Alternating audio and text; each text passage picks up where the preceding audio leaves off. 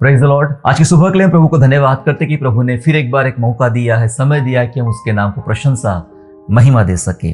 आज सुबह जिस वचन पर, जिस विषय पर हम लोग बातचीत करने जा रहे हैं वो है 24 कैरेट सोने की बाइबल। जी हाँ, 24 कैरेट सोने की बाइबल। आपके दिमाग में ऐसा बहुत सारे शायद सवाल आ रहे हैं, ये 24 कैरेट सोने की बाइबल क्या होती है? मतलब किसी ने बनाई है, कहीं बिक रही है, क्या मैं बताने जा रहा हूं? जी हाँ, थोड़ा इसको सीक्रेट रहने दीजिए। लेकिन 24 कैरेट सोने की बाइबल को जानने के लिए मेरे साथ थोड़ा टाइम बने रहना पड़ेगा और समझना पड़ेगा कि ये दरअसल ये विषय क्या है और इसका टाइटल इस प्रकार से क्यों है। सोने की बात कर रहा हूं आज मैं। जी हाँ, सोना। और सोने के बारे में जब हम बात करते हैं, वो वाला सोना नहीं, स्लीपिंग वाला सोना नहीं है, गोल्ड की बात कर रहा हूं। 24 कैरेट गोल्ड, सोने की बात कर रहा हूं। जी हाँ, सो गोल्ड की हम बात करें तो गोल्ड के दामों में हर दिन बढ़ोतरी हो रही है और दिन ब दिन सोना बहुत महंगा होता जा रहा है और लोग सोना खरीदने में काफी असक्षम हो रहे हैं क्योंकि सोना काफी महंगा हो रहा है, दामों में उसकी बढ़ोतरी हो रही है। उसकी वजह भी है, भले कुछ कुछ वजह हो, पर सोना अपने आप में बहुत ही खास है, स्पेशल है। सोना बहुत ही खास है। दुनिया में बहुत सारे धातु है, लेकिन उन धातुओं में सोने को सर्वश्रेष्ठ माना जाता है, बहुत खास है। और साथ ही साथ ये बहुत अमूल्य है, बहुत अनमोल है, महंगा है। छोटा सा इतना सा ले तो बहुत सारा पैसा लग जाता उसके लिए, तो बहुत अमूल्य है सोना, बहुत खास है। और इसलिए जब आज हम बाइबल की बात कर रहे हैं और बाइबल के साथ भी कुछ ऐसी ही बातें जुड़ी हुई है जिन बातों को हमें आज जानना पड़ेगा कि बाइबल क्यों इतनी खास है, क्यों इतनी अमूल्य है, और ये 24 कैरेट सोने की बाइबल क्या है, इसको थोड़ा समझने का हम लोग प्रयास करेंगे। जी हाँ, जब हम बाइबल की बात करें तो बाइबल का जो बाहरी भाग होता है, मतलब जिस चीज से बनाई जाती है, तो बाइबल कागज से, पेपर से बाइबल बनाई जाती है, उसको प्रिंट किया जाता है। अगर हम थोड़ा और पिछले जमाने में चले जाए, पुराने समय में चले जाए, तब बाइबल चमड़े की हुआ करती थी। चमड़े के बड़े बड़े रोल हुआ करते थे और उसको ड्रम में रखा करते थे और समय समय पर उसको पढ़ा जाता था। जी, चर्म पत्रों पर बाइबल लिखी जाती थी। या और भी कुछ बात करें तो पटिया, जो पटिया होती, पटियाओं के ऊपर में लिखा जाता था। कभी कभार देखने को मिला कि प्लास्टिक की चीजों पर बाइबल बनती है, या फिर सचमुच जैसे मैंने बात किया सोने की बाइबल, कई लोगों ने सोने के स्वर्ण अक्षरों में बाइबल बनाई है या कुछ चीजें बनाई है, चांदी की कवर चढ़ाया है, ऐसे अलग अलग चीजें बाइबल के साथ में किया है। अब बात यह है, जो बाइबल कागज की है या चमड़े की है, या जो बाइबल सोना या चांदी की है, तो इन दोनों बाइबल में क्या अंतर है, क्या फर्क है, उसका मूल्य क्या है? जो चीज कागज में लिखी गई है या चमड़े में लिखी गई है या सोने में लिखी गई है, उसका मूल्य क्या है?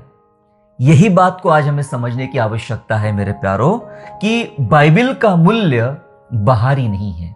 बाहरी कागज की बनी हो या सोने की बनी हो, बाहरी मूल्य नहीं है। बाइबल का मूल्य बाहरी नहीं, बाइबल का मूल्य भीतरी है। उसके भीतर क्या लिखा गया है, बाइबल के अंदर क्या लिखा गया है, बाइबल क्या है, यह जानना बहुत जरूरी हो जाता है। जी हाँ, इसलिए सोने की बाइबल हो या चांदी की हो या और किसी धातु की बाइबल हो, कैसी बाइबल हो, उसका ऊपर ही वो कितने की मिलती उसका महत्व नहीं है, पर उसके अंदर जो खजाना है, अनमोल खजाना, उसका बहुत ही बड़ा मूल्य है। आखिरकार मैंने ऐसा टाइटल क्यों दिया इस संदेश को कि 24 कैरेट सोने की बाइबल, ऐसा टाइटल क्यों दिया? इसको समझने के लिए मेरे साथ आपको बाइबल में चलना पड़ेगा और सब लोग अपना अपना बाइबल निकालेंगे और चलेंगे हम लोग भजन संहिता 19वां अध्याय वचन 7 से लेकर वचन 11 तक पढ़ने जा रहे हैं हम लोग। Psalm chapter 19 and verse 7 to verse 11, जहां इस प्रकार से लिखा है, मैं आपके लिए पढ़ना चाहता हूं हिंदी में, सुनिएगा ध्यान से। लिखा है, यहोवा की व्यवस्था खरी है, वह प्राण को बहाल कर देती है। यहोवा के नियम विश्वास योग्य है, साधारण लोगों को बुद्धिमान बनाते हैं। यहोवा के उपदेश सिद्ध है, हृदय को आनंदित कर देते हैं। यहोवा की आज्ञा निर्मल है, वह आंखों में ज्योति ले आती है। यहोवा का भय पवित्र है, वह अनंत काल तक स्थिर रहता है। यहोवा के नियम सत्य और पूरी रीति से धर्ममय है। थोड़ा यहां रुकेंगे और फिर आगे बढ़ेंगे हम लोग। यहां पर हम बाइबल को पढ़ रहे, समझने जा रहे कि बाइबल का भीतरी भाग, बाइबल की शिक्षा इतनी अमूल्य क्यों है, या मैं ये कह दूं कि बाइबल का संदेश या उसकी शिक्षाएं इतनी अमूल्य क्यों है। बाइबल का संदेश और बाइबल की शिक्षाएं इतनी अमूल्य क्यों है, इतनी अनमोल क्यों है, यह हमने कुछ बातों को देखा है। कुल मिलाकर मैं सोचता हूं 5 मुख्य बातें यहां पर है।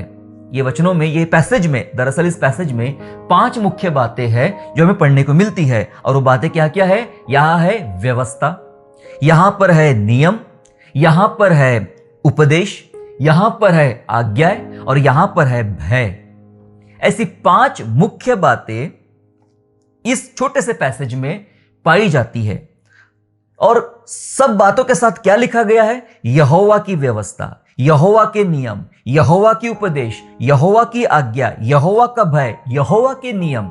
मतलब ये परमेश्वर के है, ये परमेश्वर के, परमेश्वर की व्यवस्था, परमेश्वर के नियम, परमेश्वर के उपदेश, परमेश्वर की आज्ञा, परमेश्वर का भय, ये सब बातें बताई जा रही परमेश्वर का है।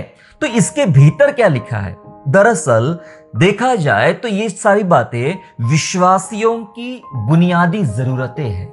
जी हां, हम मसीहों की, विश्वासियों की बुनियादी जरूरतें हैं। व्यवस्था, नियम, उपदेश, आज्ञा और भय। और क्या है ये? किसकी है? यहोवा की है। इसका यह मतलब है जो वचन की हम बात करते हैं, आदि में वचन था, वचन परमेश्वर के साथ था, वचन ही परमेश्वर था और वचन देहधारी हुआ और वो यीशु मसीह था। जी हां, तो ये वचन क्या है? दरअसल वचन को जब हम डेफिनेशन समझने का प्रयास करेंगे तो परमेश्वर के वचन के अंदर ये सारी बातें होती है जहां परमेश्वर की व्यवस्था है। व्यवस्था माने धर्मियों को जीने के लिए जो सिद्धांत बताए गए, जीवन जीने के सिद्धांत, वो है परमेश्वर की व्यवस्था। धर्मियों के लिए जीने के लिए कुछ नियम है, देश में रहने के लिए, देशवासियों के लिए कुछ नियम होते हैं, कुछ कानून होते हैं, लॉस होते हैं। वैसे ही परमेश्वर के राज्य में जीने के लिए धर्मियों के लिए भी कुछ नियम है, और जो परमेश्वर के वचन में लिखाए गए हैं कि आपके जीवन के लिए ये नियम है। फिर उपदेश है, इसके अंदर उपदेश है जो हमें बार बार और समय समय पर हमें सिखाते रहते हैं, हमें समझाते रहते हैं, हमें गाइड करते रहते हैं। यहां परमेश्वर के उपदेश है उसके वचनों में, परमेश्वर के वचनों में परमेश्वर की आज्ञाएं है। जी हां, कोई भी विश्वासी बिना परमेश्वर की आज्ञा का आज्ञाकारी सेवक या आज्ञाकारी बेटा या बेटी नहीं बन सकता। उसके लिए आज्ञाएं होना जरूरी है। और बाइबल हमें यह सिखाती कि हम मसीहों का कर्तव्य है कि हम परमेश्वर की आज्ञा माने, पूरे मन से, पूरे बुद्धि से, पूरे प्राण से प्रभु से प्यार करें और उसकी आज्ञाओं का पालन करें। और यहां है परमेश्वर का भय। जी हां, ये होना बहुत जरूरी है। परमेश्वर इतना पवित्र है, इतना महान है, और उसका भय हमारे जीवन में होना बहुत जरूरी है। तो ये सारी बातों का जो मिश्रण तैयार होता है उसे कहते हैं वचन, परमेश्वर का वचन। वचन के भीतर ये सारी बातें हैं। हालांकि इसके अलावा भी बहुत सारी बातें बाइबल में हैं, पर बहुत ही मुख्य मुख्य बातों को मैं समझाने का प्रयास कर रहा हूं। ये सारी बातें परमेश्वर के वचन में लिखी गई है, और ये सारी बातें विश्वासियों के जीवन की बुनियादी जरूरतें हैं। अगर हम तीमुथियुस की पत्री में पढ़े तो जहां लिखा है कि हर एक पवित्र शास्त्र, यानी ये 66 पुस्तकों का संग्रह परमेश्वर की प्रेरणा से रचाया गया है, समझाने, सुधारने और धर्म की शिक्षा के लिए, उपदेश के लिए लाभदायक है, जिससे परमेश्वर का जन सिद्ध बने।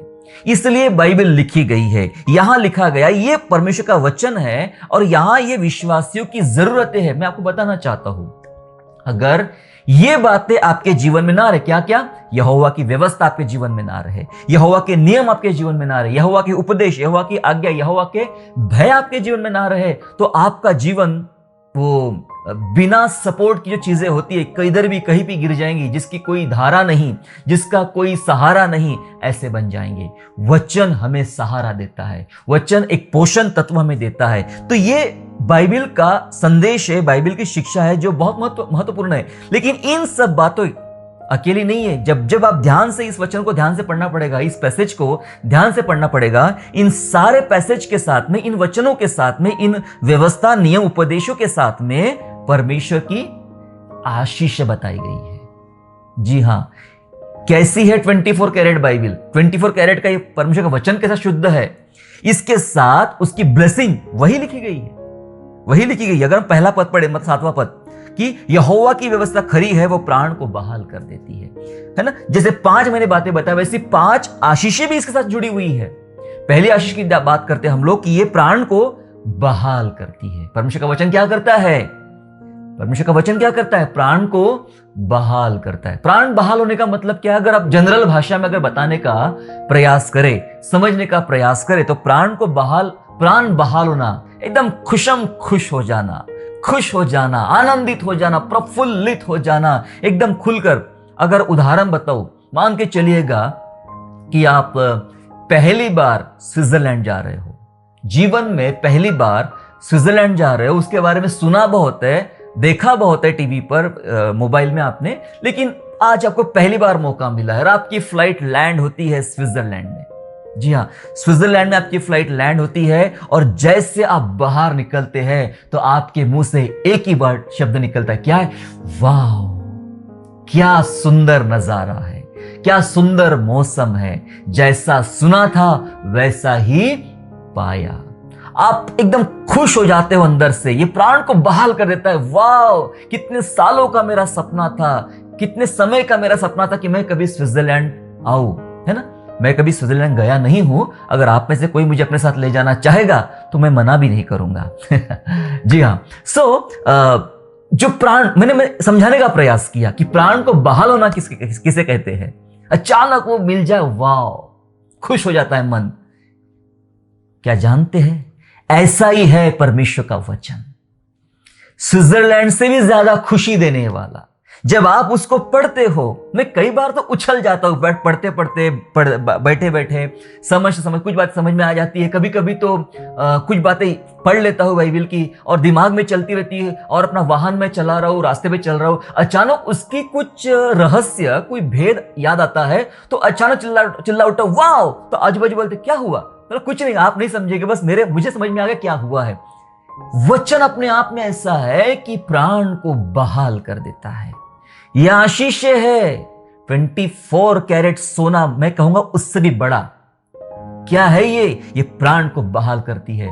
महिलाओं को बताइए, सोने का कोई नेकलेस, कोई बड़ा हार बताइए, वो देखते बराबर कहेंगे, वाह, ये तो मेरे प्राण को बहाल कर दिया।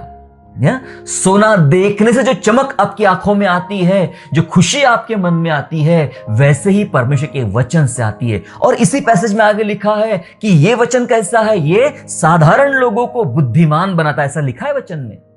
वचन ऐसा है, साधारण लोग, हम कौन है? हम बहुत ही साधारण लोग हैं, संसार के बहुत साधारण लोग हैं। साधारण लोगों को बुद्धिमान बना देता है परमेश्वर का वचन। और आप जब बातें करते हो तो लोग कहते हैं, शक्ल से आप लगते तो नहीं इतने पढ़े लिखे, शक्ल से आप इतनी उम्र के लगते तो नहीं है ना, आपके हाव भाव से, आपके कपड़ों से आप लगते तो नहीं, लेकिन आपकी बातें बहुत प्रभावशाली है। पतरस, यूहन्ना और अन्य चेले जब यीशु की सेवा करते थे, प्रचार करते थे, तो लोग कहते थे ये तो अनपढ़ लोग हैं, ये तो मछुआरे हैं, ये साधारण लोग हैं, लेकिन इनकी बातें, इनके काम असाधारण है। वचन कहता है साधारण लोगों को बुद्धिमान बना देता है परमेश्वर का वचन। फिर लिखा है, मतलब उसी वचन में, पैसेज में आगे पढ़ते हैं हम लोग, ये लिखा है दिल को आनंदित कर देता है। लिखा है ना, यहोवा की उपदेश सिद्ध है, हृदय को आनंदित कर देते हैं, दिल को आनंदित। आज सबसे ज्यादा जरूरत है आपका दिल खुश रहे। कईयों का दिल खुश नहीं है, कई दिल टूटे हुए हैं। इन दिनों बहुत सारे केसेस सुनने को मिल रहा है, लोगों से बातचीत हो रही तो पता चल रहा है कि कई लोगों के दिल टूटे हुए, कई जवानों के दिल टूटे हैं, कई बुजुर्गों के दिल टूटे हुए हैं, है ना। आनंद नहीं है, आनंद चला गया। भरपूर खाना आपके पास में है, भरपूर पैसा आपके पास में है, लेकिन आनंद नहीं है। वचन सिखाता, ये वचन आपके हृदय को आनंदित कर देता है। जी हाँ, आनंद, दिल आनंदित लिखा इस पैसेज में। और आगे लिखा है आंखों में ज्योति ले आता है। यहोवा की आज्ञा तो निर्मल है, वह आंखों में ज्योति ले आता है। जिसको दिखता नहीं है, जो अंधेरे में कंकर मार रहा है, उसको दिखाई पड़ता है, क्योंकि तेरा वचन मेरे पांव के लिए दीपक और मार्ग के लिए उजियाला है। हमें दिखता है, जहां आपको कुछ समझ में नहीं आता है, सब कुछ चारों तरफ अंधेरा दिखाई पड़ता है, परमेश्वर का वचन सिखाता है कि वह आपकी आंखों में ज्योति ले आएगा। जी हाँ, रोशनी ले आया था। पांचवी बात लिखी गई है, ये परमेश्वर का नियम सत्य और पूरी रीति से धर्ममय है ना। वो आपको स्थिर रखता है, अनंत काल तक स्थिर रखता है। प्रभु का भय आपको अनंत काल तक स्थिर रखता है। स्थिर रखना बहुत जरूरी है, डामाडोल नहीं होना, गिरना नहीं, स्थिर रहना, परमेश्वर के वचन में स्थिर रहना। परमेश्वर ही है जो अपने वचनों के द्वारा अपने भक्तों को स्थिर रखता है। मैंने बताया इस पैसेज में, छोटे से पैसेज में 5 मुख्य बातें हैं जो विश्वासियों की बुनियादी जरूरतें है। क्या है? यहोवा की व्यवस्था, नियम, उपदेश, आज्ञा और भय, और इसके साथ आशीषें है। ये प्राण को बहाल कर देता है, ये साधारण लोगों को बुद्धिमान बनाता है, ये दिल को आनंदित कर देता है, ये आंखों में ज्योति ले आता है, ये स्थिर कर देता है। बताइए, ऐसी बातें, ऐसी शिक्षाएं, ऐसी ब्लेसिंग कहां मिलेगी? कहां मिलेगी? कहीं नहीं, केवल परमेश्वर के वचनों में। इसीलिए इसका मूल्य समझाया गया है। क्या है ये सब बातें? ये सब बातें मिलकर क्या तैयार होता है? परमेश्वर का वचन। इसका मूल्य अगले वचन में समझाया गया है। पढ़िएगा 10वां पद, उसी का 10वें पद में लिखा है, वे तो सोने से, आया सोना, वे तो सोने से और बहुत कुंदन से भी बढ़कर है। सोने से और बहुत ही प्रेशियस जो सोना होता है, स्पेशल, उससे, कुंदन से भी बढ़कर मनोहर है। ये मधु से और टपकने वाले छत्ते से भी बढ़कर मधु है। क्या इसका मूल्य समझाया गया है? इसका मूल्य समझाया गया, ये सोने से ज्यादा महंगा है, ये कुंदन से ज्यादा मनोहर है, मन को हरने वाला है। क्या? परमेश्वर का वचन। शहद सबसे मीठा, और शहद से भी मीठा, मधु से मीठा होता है मधु का छत्ता। लिखा ये मधु वरन मधु के टपकने वाले छत्ते से भी मीठा है। कहां है? कहां मिलेगा ऐसी सुंदर बातें परमेश्वर के वचनों की? इसलिए मैंने कहा ये 24 कैरेट की बाइबल है। 24 कैरेट सोने की शुद्ध, साफ, प्रभावशाली, अमूल्य परमेश्वर का वचन है।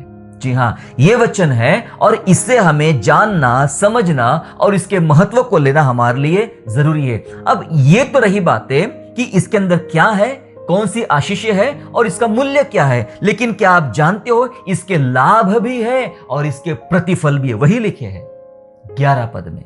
इसका लाभ क्या है? क्यों मुझे और आपको इसका महत्व समझना है?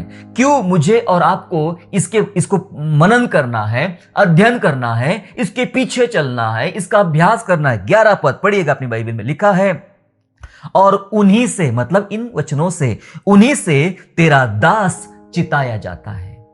किससे?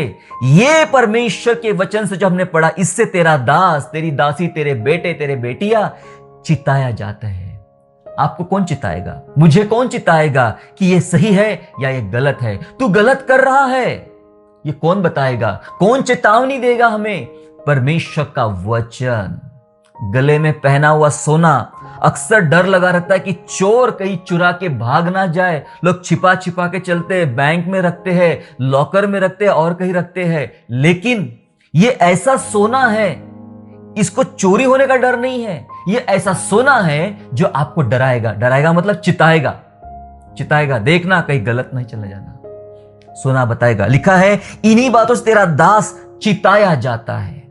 वचनों से परमेश्वर के लोग चिताए जाते हैं और उनका पालन करने से बड़ा ही प्रतिफल मिलता है। परमेश्वर के वचनों का जब हम पालन करेंगे, जो अभी तक पढ़ा हमने, इसका यदि आपने पालन करना शुरू कर दिया, सुनने वाले बहुत लोग हैं साहब, पढ़ने वाले बहुत लोग हैं, ये कहने वाले बहुत लोग हैं कि संदेश कैसा? हाँ बहुत अच्छा, बहुत अच्छा, पर क्या अच्छा ये किसी को नहीं पता।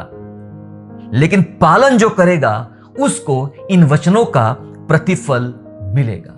हालेलुया। जी हाँ, वचनों का प्रतिफल मिलेगा। हमें वचनों के प्रतिफल का, वचनों का हमें पालन करने की आवश्यकता है। इसलिए मैंने कहा ये बहुत ही अमूल्य है। 24 कैरेट सोने की बाइबल है। आप में से कितनों के पास है 24 कैरेट सोने की बाइबल? बहुत ही खास बातें आगे और है जिस पे हम नजर डालने जा रहे हैं। कहा जाता है कि बाइबल पढ़ने वाला पाप नहीं करता है। कहा जाता है कि जिसकी पढ़ के बाइबल अशुद्ध हो गई, गंदी हो गई, हाथ लग के गंदी हो गई है, उसका जीवन बहुत शुद्ध हो गया है। पढ़ने वाले का जीवन बहुत शुद्ध हो गया है। और जिसकी बाइबल एकदम नई दिखती है, ऐसा लगता है कि अभी खरीद के लाई है, 10 साल से भी 10 साल हो गए, लेकिन लगता है कि अभी नई खरीद के लाई है, इसका मतलब बाइबल बहुत ही शुद्ध है। इसको जिसने पढ़ा नहीं वो अशुद्ध बना हुआ है। बहुत सारे इसके लाभ है, बहुत सारे फायदे हैं, हमें समझने की आज आवश्यकता है। इतना ही नहीं, जो मैंने कहा कि ये अमूल्य बाइबिल है, 24 कैरेट की बाइबिल है, इसकी शिक्षाएं बहुत मूल्यवान है, इसकी शिक्षाएं बहुत मूल्यवान है और उसकी कीमत नहीं लगाई जा सकती है। जी हाँ, बाइबल की शिक्षाओं की कीमत नहीं लगाई जा सकती है। मेरे साथ निकालेंगे भजन संहिता 119, साम चैप्टर 119 एंड वर्स 72, 72 वचन में ऐसा लिखा गया है, तेरी दी हुई व्यवस्था मेरे लिए हजारों रुपयों और मुहरों से भी उत्तम है। Praise the Lord. लिखा है वचन में, परमेश्वर तेरी दी गई व्यवस्था, व्यवस्था माने जीवन जीने के सिद्धांत। परमेश्वर ने क्या सिखाया? बेटा जीना कैसे पृथ्वी पर इंसान बनकर। वह जीने में असक्षम था, इसलिए यीशु मसीह परमेश्वर का पुत्र, मनुष्य का पुत्र बनकर आया और यह सिखाने के लिए कि तुम्हें मनुष्य बनकर जीना कैसे है। परमेश्वर की व्यवस्था, तेरी दी हुई व्यवस्था मेरे लिए हजारों रुपयों से और मुहरों से भी बहुत ज्यादा उत्तम है। क्या आप जानते हैं परमेश्वर की शिक्षा का मूल्य? क्या आप जानते हैं इस शिक्षा की कीमत नहीं लगाई जा सकती है? पिछले संदेश में हमने सुना था कि धर्मियों के मुंह के वचनों से बहुतों का पालन पोषण होता है। जी हां, ये शिक्षा इतनी अमूल्य है जिसकी कोई कीमत नहीं लगा सकता है। इसलिए भजनकार ऐसा कह रहा है कि तेरी व्यवस्था मेरे लिए हजारों रुपयों से और बहुत अमूल्य है, इतनी अमूल्य है मेरे प्यारों। और विडंबना यह है, तकलीफ यह है कि इतनी अमूल्य शिक्षा, इतनी अमूल्य भेदोमय बातें हमारे हाथ में है और इसको पढ़ने का हमारे पास समय नहीं है, इसका पालन करने का हमारे पास समय नहीं है, इसके अनुसार जीवन जीने का हमें कोई दिलचस्पी नहीं है। बहुत सारे लोग चर्चेस में बाइबल लेकर जाते हैं सिर्फ ये दिखाने के लिए मैं बाइबल लाता हूं, पर बाइबल पढ़ते कितना है, बाइबल पे चलते कितना है, बाइबल को अपने अंदर रखते कितना है, ये मायने रखता है। पैदाइशी क्रिश्चियन बन जाने से, पैदाइशी मसीही बन जाने से आपका उद्धार होगा, ये जरूरी नहीं है। इसकी शिक्षाओं का मूल्य कितना है और आप उसको कितना पालन करते हो, आपके लिए वो क्या है। देखो, मानने वालों के लिए खजाना है, मानने वालों के लिए खजाना है, और नहीं मानने वालों के लिए बाइबल एकमात्र एक साधारण किताब है। एक दिन मैं मार्केट में घूम रहा था तो कुछ लोग सामान बेच रहे हैं, और सामान बेचते बेचते मैंने एक दुकान देखी जहां पे पुराने सामान बेचे जा रहे थे, पुरानी रद्दी की चीजें, रद्दी पेपर है, रद्दी किताबें हैं। तो उन रद्दी की चीजों में मुझे बाइबल भी दिखी, कोई बाइबल बेच रहा, और मैंने बड़ी उत्सुकता से पूछा उसको कि भाई ये तो बाइबल है। बोले हाँ हाँ, सब कितने की दोगे ये बाइबल, कितने की बेचना है? तो बोले कितने की क्या, ये तो इतनी पुरानी किताब हो गई, ले जाओ 20 रुपए दे दो, ले जाओ। मुझे लगा तू जो कह रहा है, तुझे समझ में भी आ रहा है ये क्या चीज है, तू क्या बेच रहा है। इसका मूल्य बेचने से अच्छा खोल के पढ़ लिया होता तो रोड पे बैठ के दुकान लगाने की जरूरत नहीं पड़ती थी, है ना, क्योंकि ये तुझे बुद्धिमान बना, हमने पढ़ा भी, साधारण लोगों को बुद्धिमान बना देती है बाइबल। जी हाँ, इतना खजाना है बाइबल के अंदर में, खजाना है। जिसको इसका मूल्य पता है वो समझेगा, जिसको इसका मूल्य नहीं पता है, कितनी से महंगी बाइबल दे दीजिए, वो नहीं जान सकता। एक व्यक्ति के बारे में पढ़ा मैंने, वो एक देश में था, आई थिंक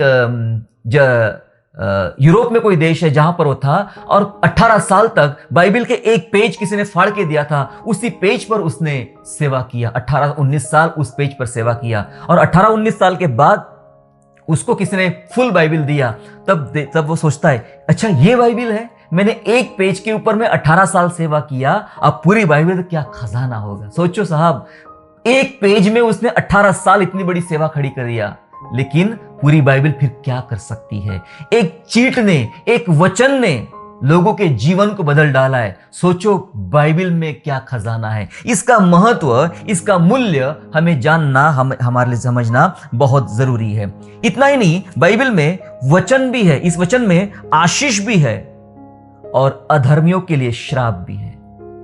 ये वचन एक तरफा नहीं, दो धारी तलवार, इधर भी काटता है, इधर भी काटता है। इसमें आशीषें भी है, लेकिन अधर्मियों के लिए शाप भी है। थोड़ा पढ़ेंगे, प्रकाशित वाक्य अध्याय 10 में चलेंगे हम लोग। पता है, ऐसी एक घटना यहेजकेल अध्याय 2 और अध्याय 3 में भी लिखी गई है कि परमेश्वर ने अपने दास को बोला, ये जो किताब है, पुस्तक है, उसे खा ले और पचा ले इसको। इसका मतलब यह था कि वचन अपने अंदर ग्रहण कर ले, क्योंकि अब तुझे इस प्रजा को न्याय के बारे में समझाने के लिए, अधर्म के बारे में समझाने के लिए अब तुझे खड़े होना है।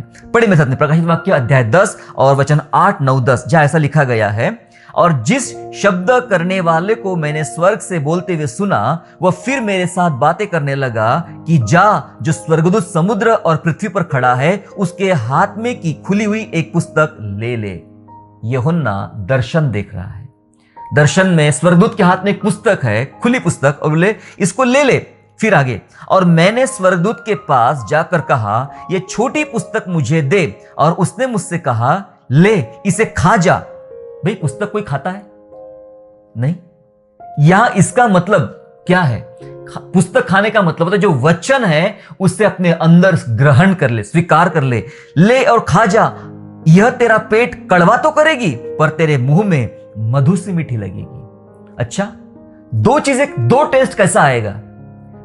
कोई चीज खाने से आपका मुंह बहुत मीठा लगता है लेकिन पेट कड़वा हो जाता है। दो टेस्ट है ना, मीठा और कड़वा। आगे लिखा है, सो मैंने वह छोटी पुस्तक उस स्वर्गदूत से हाथ से लेकर खा गया। जब वह मेरे मुंह में मधु से मीठी तो लगी, पर जब मैंने उसको खा लिया तो मेरा पेट कड़वा हो गया। दो प्रकार का टेस्ट, एक मीठा भी है, एक कड़वा भी है। वचनों को स्वीकार कर ले, वचनों को ग्रहण कर ले, वचनों को अंदर ले ले। वचन आशीष भी है तो वचन उन अधर्मियों के लिए शाप का कारण भी है। यह मिश्रण है। जब आप बाइबल को पढ़ते हो, व्यवस्था 28 पढ़ के देख लीजिए, उसमें लिखा गया है आज्ञा मानेगा तो इतनी आशीष आएगी, और आज्ञा का उल्लंघन करेगा तो ये श्राप तुझ पर आकर टूट पड़ेंगे। जी हां, इसमें आशीष भी है तो इसमें श्राप भी है अधर्मियों के लिए। जो इसके तोड़ेगा, जो इसका पालन नहीं करेगा, उसके लिए शाप भी है। इसलिए मीठा भी है। धर्मियों के लिए वचन मीठा है तो अधर्मियों के लिए शाप के समान कड़वा है। यही वचन से उनको ठोकरें लगती है, यही वचन से उनको डर लगता है ना। एक पता है वो दुष्ट आत्मा वाला आदमी जिसका सेना थी गनेसरत की झील के उस पार, और वो डरने लगा, कांपने लगा, था ही परमेश्वर के पुत्र, तेरा मेरा क्या नाता, तू समय से पहले मुझे सताने के लिए क्यों आ गया है? वो डरने लग गया, हिलने लग गया। परमेश्वर यीशु के आने से शैतान डगमगाने लग गया, है ना। लेकिन जब प्रभु यीशु मसीह धर्मियों के पास आता है तो धर्मी आशीष पाते हैं, प्रफुल्लित हो जाते हैं। मीठा भी है तो कड़वा भी है ना। ये मिश्रण है मेरे प्यारों। एक उदाहरण से मैं आपको समझा के बहुत जल्दी समाप्त करना चाहता हूं। जी हां, दानियल 5 में, जब आप दानियल 5 को पूरा अध्याय ध्यान से पढ़े, अभी पढ़ने की जरूरत नहीं है, आप बाद में आराम से पढ़िएगा। पूरे अध्याय में बेलशस्सर नाम के एक राजा के बारे में लिखा गया है। बेलशस्सर राजा, ये बेलशस्सर राजा नबूकदनेस्सर का फैमिली में से था, या फिर उसके वंश में से था, माना जाता है उसको। और ये राजा ने क्या किया, परमेश्वर के मंदिर में के सारे पात्र, सोने चांदी के पात्र ला लिए, उठाकर ला लिए, अपने पास रख लिए, और उसमें शराब पीने लग गया, मदिरा पीने लग गया, और अपने लोगों को, अपने रानियों को, अपने रखेलियों को इकट्ठा करके शराब पीने लग गया। और जो मूर्तियां उसने बनाई थी सोने की, चांदी की, लकड़ी की, वो सब की वो स्तुति करने लग गया कि ये मूर्त की वजह से हमें इतना सुंदर शराब पीने को मिल रहा है, ये मूर्त की वजह से हमें इतना अच्छा मिल रहा है। क्योंकि जो पात्र में शराब पी जा रही थी, परोसी जा रही थी, वो पात्र पवित्र थे, परमेश्वर के मंदिर से उठा के लाए थे। और जब ये तमाशा चल ही रहा था तो बेलशस्सर राजा ने अपनी खुली आंखों से एक बात देखा। क्या थी? कि दीवार के ऊपर मनुष्य की उंगली आई और कुछ लिखना शुरू हो गया। दीवार के ऊपर लिखना शुरू हो गया, और जब वो उंगली मनुष्य की उंगली से लिखना शुरू हो गया तो बेलशस्सर राजा डगमगाने लग गया, थरथराया। मैंने पहले ही बताया, परमेश्वर का वचन आएगा, धर्मी तो आशीष पाएंगे लेकिन अधर्मियों की हालत खराब हो जाएगी। हिलने लग गया, डरने लग गया, और उसने ढिंडोरा पिटवाया कि ये दीवार पे जो लिखा है जिसका कोई अर्थ मुझे बता देगा उसे बड़ा इनाम दूंगा, और मेरे बात वही बड़ा आदमी रहेगा। बड़े बड़े विद्वान आए लेकिन दीवार पे लिखे का भेद नहीं बता सके। फाइनली दानियल को बुलाया जाता है, पूरा अध्याय आपको पढ़ना पड़ेगा। दानियल को बुलाया जाता है और दानियल उन शब्दों का भेद बताता है। संक्षेप में ये बता दूं शब्दों का भेद। दानियल ने बोल दिया, राजा तू तो गया, तेरा टाइम खत्म, तू अपना पैसा तेरे पास रख ले, तेरा गिफ्ट तेरे पास रख ले। परमेश्वर ने देखा कि तेरा टाइम खत्म हो गया है। परमेश्वर ये कह रहा है कि तू कमजोर पाया गया परमेश्वर के नियम के अनुसार। परमेश्वर ये कह रहा है कि अब तुझ पर फारसी लोग आएंगे और तेरे ऊपर में चढ़ाई करेंगे। कसदियों का राजा बेलशस्सर तू मारा जाएगा और ये राज्य तुझे छीन लिया जाएगा, तू अयोग्य गिना गया। श्राप आया। पता है क्या हुआ? जब दानियल को सारे गिफ्ट दिए गए, सब कुछ किया गया, उसी रात कसदियों ने आकर फारसियों ने आकर उसको बेलशस्सर को मार डाला, क्योंकि वो अयोग्य पाएगा। जो दीवार पर जो वचन लिखा गया था उसने साबित कर दिया कि ये बेलशस्सर ठीक नहीं है। इसलिए मैंने कहा इसमें वचन भी है तो इसमें आशीष है, तो इसमें श्राप भी है। ये ऐसा मिश्रण है मेरे प्यारो, इसलिए ये बहुत अनमोल है। भजन संहिता 138 उसका 2 कहता है, साम 138 वर्स 2 ऐसा कहता है कि परमेश्वर ने अपने नाम से भी ज्यादा महत्व अपने वचन को दिया है, क्योंकि ये वचन अपने आप में परमेश्वर है। ये वचन 24 कैरेट सोना जितना शुद्ध होता है, मैं कहता हूं उससे भी कई गुना ज्यादा शुद्ध परमेश्वर का वचन है। मैं आपसे एक बात पूछना चाहता हूं आज, ये 24 कैरेट सोने की बाइबल क्या आपके पास है? ये 24 कैरेट शुद्ध वचन क्या आपके पास है? जिसके पास है वो दुनिया का सबसे लखपति, करोड़पति, अरबपति व्यक्ति कहा जा सकता है, धनवान आदमी है। और जिसके पास 24 कैरेट सोने का वचन नहीं है वो बहुत गरीब है, कमजोर है। मैं आपसे कहता हूं ले लीजिए इस वचन को, 24 कैरेट सोने के वचन को ले लीजिए, इसको पढ़ना शुरू करें।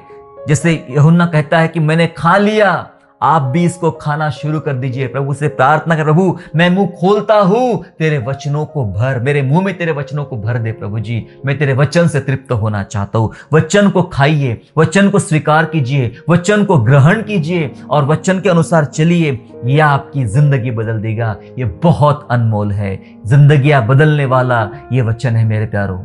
जी हाँ, ये बांटने से कम नहीं होता है, बांटते चले, इसकी शिक्षाओं को बांटते चले। ये सोना ऐसा है, जितना बांटोगे उतना ज्यादा आशीष आपको मिलना शुरू हो जाएगी। जी हाँ, आइए हम प्रार्थना करें। अगर आपके पास समय नहीं है इस अनमोल 24 कैरेट सोने की बाइबल को पढ़ने का, तो आज समय निकाले। इस पर चलने का आपके मन में इच्छा नहीं है तो आज प्रभु से प्रार्थना करें, प्रभु इसका महत्व मैं जानूं, क्योंकि भजनकार ने ऐसा कहा, तेरी शिक्षाएं, तेरी दी गई व्यवस्था हजारों रुपयों और मुहरों से भी उत्तम है मेरे लिए। क्या ऐसा ही आपके लिए भी है? अगर नहीं है, चलिए प्रार्थना करते हैं और प्रभु से मांगे मदद। आइए हम प्रार्थना करें।